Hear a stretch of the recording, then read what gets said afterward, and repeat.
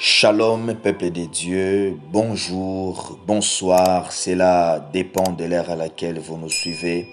Je vous salue au nom de notre Seigneur et Sauveur Jésus-Christ.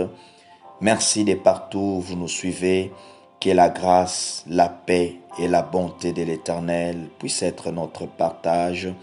Nous sommes bel et bien scotchés, branchés dans notre moment d'exhortation, des moments où nous partageons de la part du Seigneur. J'aimerais nous inviter à prendre nos Bibles. Nous sommes dans les livres de Psaume 42, le verset 6. La Bible déclare: « Pourquoi t'as battu mon âme et gémis-tu au-dedans de moi? Espérant Dieu, car je le louerai encore. Il est mon salut et mon Dieu. » Que Dieu soit loué, que Dieu soit glorifié, lui qui nous a permis par sa grâce une fois de plus de parler de sa part. Bien-aimés, depuis la fois passée, nous avons débuté à parler sur le thème que nous avons intitulé « Veille sur l'état de ton âme ». Et la fois passée, nous avons essayé de définir le mot-clé de notre thème. Nous avons dit que lorsque nous sommes en train de parler sur veiller, cela veut dire prendre garde, prendre soin, faire beaucoup plus attention sur. Amen. Et nous avons dit que l'âme est le siège des pensées d'une personne, l'âme est le siège des émotions d'une personne, l'âme est le siège des sentiments d'une personne. Nous avons essayé de parler, de dire que l'âme représente la vie d'une personne. Amen. Et lorsque nous sommes en train de dire « veille sur l'état de ton âme », en d'autres termes, cela veut dire « prends bien soin de ton âme ». Veille sur l'état de ton âme veut dire prends garde sur l'état de ton âme. Veille sur l'état de ton âme veut dire aussi fais bien attention sur l'état de ton âme. Et cela veut dire que l'âme est très importante. Et dans la parole de Dieu, nous verrons à plusieurs reprises et de plusieurs manières, la Bible nous démontre sur l'importance de l'âme et nous exhorte, nous recommande à veiller sur l'état de notre âme. Lorsque nous sommes en train de lire dans la parole de Dieu, dans les livres de Proverbes chapitre 4, le verset 23, la Bible dit: « Garde ton cœur plus que toute autre chose, car de lui viennent les sources de la vie. » Et lorsque la Bible parle du cœur, nous avions dit l'autre fois dans ces textes bibliques, la Bible ne parle pas du cœur physique que nous possédons dans notre corps, qui est cet organe qui régit le fonctionnement ou la circulation du sang. Non, mais la Bible parle du cœur en se référant à l'âme. Voilà pourquoi dans la version français courant, la Bible dit « Avant tout, prends garde à ce que tu penses au fond de toi-même, car ta vie en dépend. » Et nous avons dit que l'âme est le siège des pensées d'une personne. Ça veut dire que la Bible se réfère ici du cœur en parlant de l'âme. Amen. Donc, en d'autres termes, cela veut dire prends garde à ton âme plus que toute autre chose. Bien-aimés, et cela nous démontre comment est-ce que nous devons préserver notre âme. Comment est-ce que nous devons prendre soin de notre âme. Comment est-ce que nous devons prendre garde à notre âme. Veiller sur l'état de notre âme. Lorsque nous lisons dans les livres de Marc chapitre 8, le verset 36, la Bible dit ceci: « Et que sert-il à un homme de gagner tout le monde s'il perd son âme? » Alléluia. En d'autres termes, cela veut dire, que servira-t-il à un homme de gagner tout le bien de ce monde, de posséder tout le bien de ce monde s'il perdra son âme? Ça veut dire que le plus important dans la vie sur cette terre, ce n'est pas d'abord de gagner tout le bien de ce monde, mais le plus important est de veiller sur l'état de notre âme. Bien-aimé, le plus plus important sur cette terre, ce n'est pas de gagner le million sur cette terre, mais le plus important, bien-aimé, c'est de veiller sur l'état de notre âme. Et la fois passée, nous avons commencé à parler sur les pourquoi nous devons veiller sur l'état de notre âme. Et le premier point, nous avons dit, c'est parce que Dieu nous les recommande dans sa parole. Et aujourd'hui, nous allons aborder le deuxième point. Pourquoi devons-nous veiller sur l'état de notre âme? C'est parce que les blessures de l'âme affectent notre santé spirituelle et physique. J'aimerais répéter cela. C'est parce que les blessures de l'âme affectent notre santé spirituelle et physique. Là, nous venons de lire dans notre texte principal d'aujourd'hui, dans Psaume 42, verset 6, nous verrons comment est-ce que le psalmiste interroge son âme. Le psalmiste se retrouve dans un moment très difficile, où il se retrouve à un moment, à un niveau où son âme est affectée. Bien-aimé, lorsque l'âme d'une personne est affectée, bien-aimé, la personne risque de tomber dans la dépression. Lorsque l'âme d'une personne est affectée, la personne risque même de perdre sa vie. Lorsque l'âme d'une personne est affectée, la personne se retrouve dans la détresse, dans la désolation. Bien-aimé, le psalmiste s'interrogeait au-dedans de lui. Bien-aimé, lorsque certaines blessures atteignent notre âme, bien-aimé, cela affecte notre vie. Cela nous lance dans la dépression.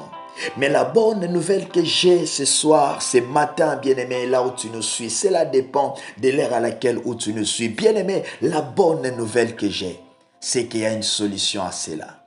Oh, gloire au Seigneur. Il y a un homme qui essaye de bander les blessures de nos cœurs. Il y a une personne qui est capable de bander les blessures de nos âmes. Son nom, c'est Jésus-Christ. Lui qui a reçu le nom au-dessus de tous les noms. Il est capable de restaurer ta vie. Il est capable de bander les blessures de ton âme. Qu'est-ce que tu ressens? Quelles sont les blessures que tu ressens? Les psalmistes était devant un moment difficile, même où il s'est posé des questions, jusqu'à tel point où il s'est posé des questions, jusqu'à tel point que il s'interrogeait au fond de lui-même. Lorsque la douleur atteint l'âme, bien-aimé, les psalmistes nous le démontrent. Cela est une souffrance atroce. Cela sont des moments terribles et difficiles. Il dit, pourquoi t'as battu mon âme et gémis-tu au-dedans de moi? Mais j'aime la deuxième partie, j'aime la partie B. Le psalmiste s'est ressaisi. Il dit, espère en Dieu. Oh, car je le louerai encore. Il est mon salut et mon Dieu. J'aimerais annoncer à quelqu'un que Dieu est capable de restaurer ton âme. J'aimerais annoncer à quelqu'un, quel que soit l'état de ton âme, avance vers Dieu, va vers Dieu, bien-aimé. Humilie-toi devant ce Dieu-là. Il est capable de restaurer ton âme. Il est capable de restaurer tes pensées. Il est capable de restaurer ces sentiments brisés, bien-aimé. Ne te lâche pas, ne te livre pas dans l'alcool. L'alcool ne résoudra pas tes problèmes. Bien-aimé, le bière ne résoudront pas tes problèmes. Bien-aimé, le monde ne donnera pas la solution à ton âme. Mais bien-aimé, la solution à ton âme a un seul nom. C'est le nom de Jésus-Christ. Bien-aimé, lorsque nous parlons sur les blessures de l'âme, cela ont plusieurs causes et diverses causes. Alléluia. Les blessures de l'âme ont diverses causes. Alléluia. Cela peut provenir des chocs de la vie.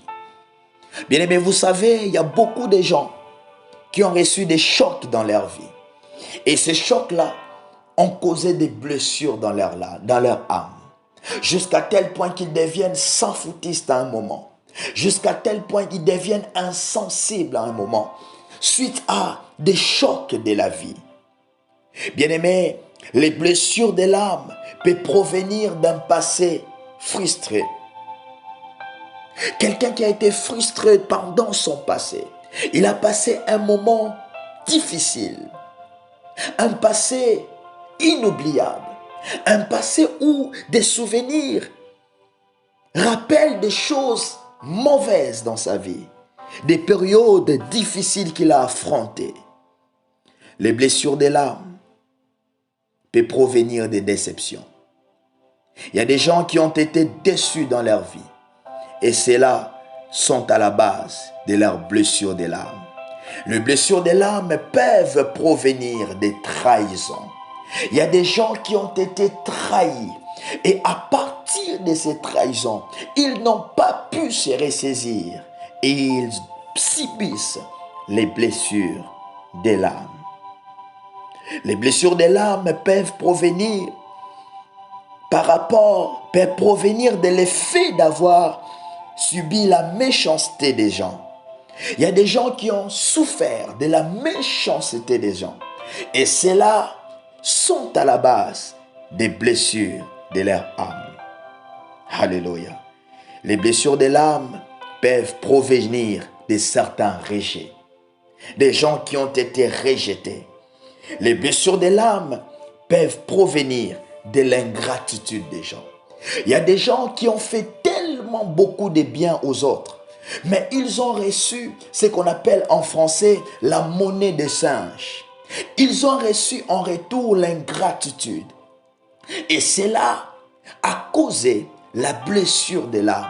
Mais bien-aimé, j'aimerais t'annoncer aujourd'hui, quelle que soit la grandeur des blessures de ton âme, il y en a plusieurs qui causent cela. Il y a plusieurs raisons, il y a plusieurs causes qui causent les blessures de l'âme. Mais bien aimé, quelle que soit la cause, quel que soit ce que cela a produit dans ta vie, ma prière aujourd'hui, que Dieu restaure l'état de ton âme. Ma prière aujourd'hui, que Dieu restaure l'état de ton âme. Bien-aimé, ne laisse pas les blessures de ton cœur, ne laisse pas les blessures de ton âme affecter ta vie. Bien-aimé, ne te livre pas dans la dépression. Il y a une solution en cela, c'est de revenir à Dieu. Il y a une solution en cela, c'est de rechercher Dieu. Voilà pourquoi les psalmistes, pendant qu'ils se posaient la question, pendant qu'ils sentaient cette douleur en lui,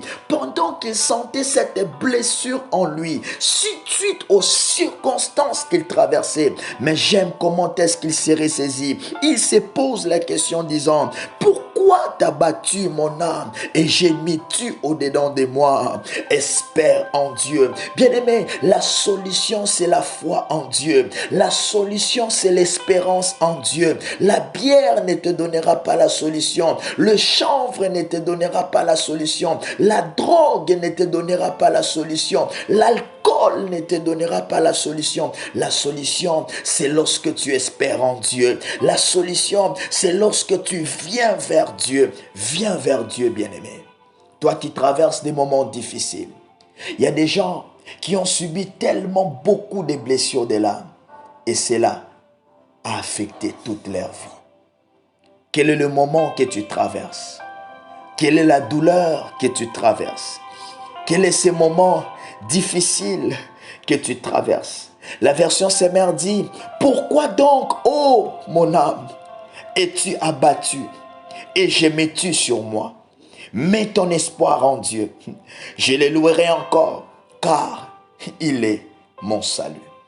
Bien-aimé, veille sur l'état de ton âme. Ne laisse pas les blessures de l'âme affecter ta vie. Ne laisse pas les blessures de l'âme détruire ta vie. Bien-aimé, veille sur l'état de ton âme. que la méchanceté des hommes, l'ingratitude des hommes, les moments difficiles que tu as subis ne puissent pas te rendre une mauvaise personne, ne puissent pas détruire ta relation avec Dieu. Garde ton cœur, bien-aimé. Demeure cette bonne personne. Bien-aimé, ce n'est pas parce que les gens t'ont dessus que cela est une raison pour toi de devenir une mauvaise personne. Non, bien-aimé. Garde ton cœur. Demeure cette bonne personne. Continue à faire du bien. Continue à faire le bien. Bien-aimé, n'arrête pas à faire le bien, même si tu reçois l'ingratitude des hommes. N'arrête pas de faire le bien, même si tu reçois la déception des hommes. N'arrête pas de faire le bien, même si tu reçois la méchanceté des hommes. Bien-aimé, celui qui te payera, c'est Dieu. La Bible l'appelle le rémunérateur de ceux qui le cherchent. Bien-aimé, voilà pourquoi lorsque tu fais un bien, n'espère pas en retour que l'homme puisse te payer. Non, espère en ce que Dieu puisse te payer. Parce qu'il y a que Dieu qui peut te payer mieux. Alléluia. J'aime la version Semeur, la Bible dit, la version parole de vie, pardon. La Bible dit, pourquoi me décourager? Pourquoi me plaindre de ma vie? Il vaut mieux compter sur Dieu. Oh, gloire au Seigneur. Oui, je vais encore le remercier. Lui, mon sauveur et mon Dieu. Bien-aimé, Dieu est ton sauveur. Bien-aimé, viens à Dieu. Viens à Dieu, il ne te décevra pas. Les psalmistes pouvaient dire, pourquoi me décourager? J'aimerais fortifier quelqu'un. J'aimerais exhorter quelqu'un. Ne te décourage pas. Ne laisse pas le blessure de l'âme détruire ton âme, bien-aimé. Ne laisse pas le blessure de l'âme détruire ta vie, bien-aimé. Ne laisse pas le blessure de l'âme détruire ta vie chrétienne. Bien-aimé, ne te décourage pas. Mais bien-aimé, laisse-moi te dire, compte sur Dieu. Cherche la face de Dieu parce qu'il est capable de te guérir. Il est capable de restaurer ton âme. Père, merci pour ta parole. Merci pour ta grâce. Je prie aujourd'hui en qualité de ton serviteur. Père, regarde la vie de mon frère, ma soeur, qui a subi les blessures de l'âme, qui souffre à l'intérieur de lui. Seigneur, guéris son âme aujourd'hui au nom de Jésus. Il y a des gens qui ont subi des déceptions. Il y a des gens qui ont subi un passé bizarre. Mais bien aimé, la solution, c'est de venir à Dieu. L'alcool ne résoudra jamais. Le monde ne te donnera pas la solution. La vengeance ne te donnera pas la solution. Le fait d'haïr la personne ne te donnera pas la solution. La solution, c'est entre les mains de Dieu. Je prie et je déclare que la main de Dieu te touche de là où tu me suis. De partout où tu es. Que Dieu guérisse ton âme. Que Dieu restaure ton âme. Toi qui étais éloigné de Dieu à cause des blessures de l'âme. Toi qui as abandonné même de faire le bien à cause des blessures de l'âme. Je prie aujourd'hui que Dieu te restaure. Je prie aujourd'hui au nom de Jésus que Dieu restaure ton âme, que Dieu restaure tes pensées, que Dieu restaure ta vie chrétienne. Bien-aimé, reviens à Dieu. Cherche la face de Dieu. Compte sur Dieu et tu ne seras jamais déçu. Que Dieu guérisse le blessure de ton âme. Par le nom puissant de Jésus, j'ai ainsi prié et j'ai dit, merci Seigneur Jésus-Christ. Amen. Que Dieu bénisse sa parole et que Dieu nous fasse du bien. Amen. Nous nous retrouvons la fois prochaine. Que Dieu nous bénisse.